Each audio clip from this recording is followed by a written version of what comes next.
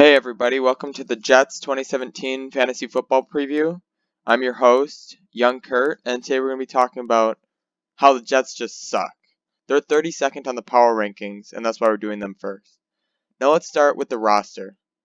I mean, it's pretty trash, but we have 4 key spots we want to highlight. Dead, deep sleep, waking up, and woke. Let's start with dead. The first dead will be any quarterback. They have just terrible quarterbacks. They have, let's look here, Bryce Petty, Christian Hackenberg, and Josh McCown. They suck. Oh my god. They're just dead. Like, wow. They don't even have a chance of waking up and being good this year. Now let's start with deep sleep. Well, as deep sleep, it kind of seems like they have no chance at waking up, but there's always a chance. They're not dead yet. And that would definitely be Matt Forte. What's he in? His, 100th season? Right here. He's in his 10th. Well, I mean, what could he possibly do? He's old as heck. Okay, next we go to waking up. These are players that haven't broken onto the scene yet, but have a really good chance at making a huge difference this year. And I would go with the rookie Jamal Adams because obviously he hasn't been in Pro Bowl yet or anything, but he has huge potential, and I think he's going to be a Pro Bowler eventually, maybe even a Hall of Famer. You know, dying on the field and everything, but we'll see about that.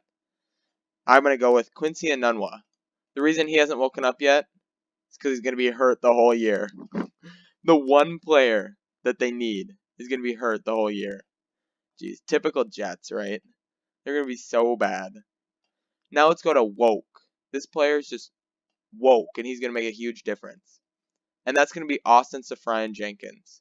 The only problem is he doesn't have a quarterback to throw to him. It's only his 4th year, and he's going to be a huge difference. He was gone last year because of his, drinking problem or his drugs or something like that. But he's going to come back this year with a vengeance. He was super good in Tampa Bay, and I can totally see him making a huge difference this year. Now let's move on to the schedule. I have 4 categories in the schedule that I want to touch on too.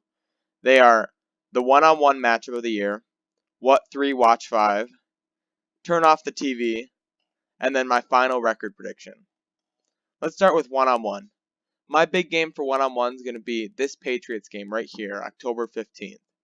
It's going to be a huge matchup to see what the Jets have because it's going to be Jamal Adams versus Rob Gronkowski. I mean, Jamal Adams, I think he's going to be a great player eventually, but to get a real taste of what he is, they're going to need to see him against some of the best players he's going to have to guard. And Rob Gronkowski and the Patriots offense is something that's going to really show them a lot. I mean, he's going to have no help, so obviously they're going to get killed.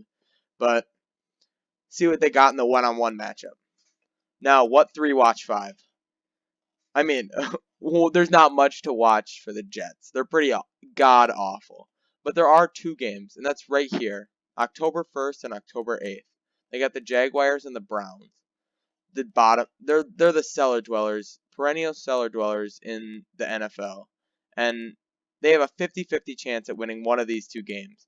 So, come on, you have to watch it if they have a chance. These are going to be 2-2 ties going into the second overtime. Well, not second overtime, the first overtime.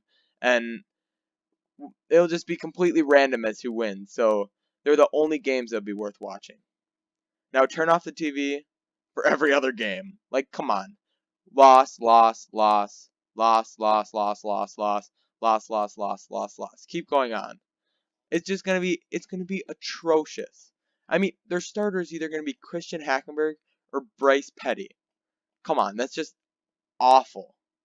And now my final prediction for the record. I think they'll be able to pull out one of these 2 games. I would lean towards the Browns because I do see hope in the Jaguars, which we'll talk about later in a future episode based on them. But I think they'll be able to pull out one of those 2 games, and we'll see. It'll be pretty brutal, but I don't think they'll match the Detroit Lions 0-16 record. That would just be the end. Now, I'll be back soon with the number 31 team in the power rankings. Peace.